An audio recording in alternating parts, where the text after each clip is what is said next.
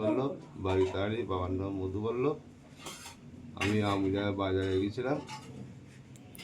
আমি আমুজা বাজার থেকে রাত্রি বাড়ি আসি, রাত তখন 9:30 নাগাদ বাজে। আমি নেত্রণকালী হয়ে বাড়ি আসি। বাড়ি আসলে আমি এসে দেখি যে রাস্তাটা বিএসএফ টাইগার দিয়ে বন্ধ করে গেছে। আমি এসে স্যারকে বলি যে স্যার আমি একটু বাড়ি যাবো, টাইগারটা একটু খুলে দেন। তো বলছে না, এখন খোলা যাবে না। আমি তখন ওইখানে দাঁড়াই, মেম্বারকে ফোন করি। মেম্বার বলে ঠিক আছে, তুমি তাহলে ওইখানে দাঁড়াও, আমি সাহেবকে বলে দিচ্ছি তোমাকে আসতে দেবে বলি। আমি ওখানে দাঁড়ায় আছি 10-15 মিনিট থাকার পরে যখন কেউ আসেনি, তখন আমি ফের আবার মেম্বারকে ফোন করি। ফোন করার পরে মেম্বার বলছে ঠিক আছে, এখনো কেউ যায় না। বলছে কি না, কেউ আসেনি। তখন আমি বলছি ওই একটা মোটর সাইকেল আসছে বলে, বলছে দেখো তাহলে ওই যাচ্ছে বলে।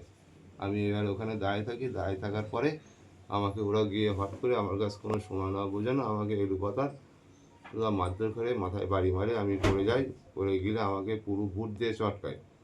চটকানোর পরে আমি তখন পুরো আমার চেষ্টা হারাই যায়। আমার গলায় একটা সোনার চেন ছিল, অন্যদিকে 1,20,000 টাকার দাম হবে। আমার পকেটে একটা ফোন ছিল, ফোনটা, একটা বাইক ছিল, ওখানে বাইকটাও ফেলে দিয়েছে।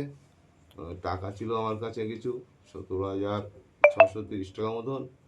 আমার যখন ওখানে গ্রাম লোক এসে যখন করে, তখন আমার বাড়িতে যোগাযোগকে ফোন করে। ফোন করার পরে বাড়ির লোকজন ওখানে যায়, গেলে আমাকে ওখান থেকে পোস্টে নিয়ে আসে। আনার পরে আমি বললাম যে আমার ফোনটা কিন্তু বিএসএফ নিয়েছে।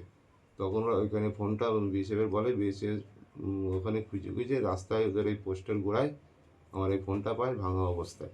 আমার বাইকটা ওইখানে আছে, বাইকটাও দেয়নি, আমি চেনটাও খুঁজে পাইনি, আমার টাকা পয়সাও পাইনি। আমি না পাওয়ার পরে আমি ওখান থেকে আমাদের বাড়ির লোকজন আমাকে ধরে বাড়িতে নিয়ে আসে। এই অবস্থায় আমি ডাকবাংলা হসপিটালে আমি রাত্রি চিকিৎসা হই।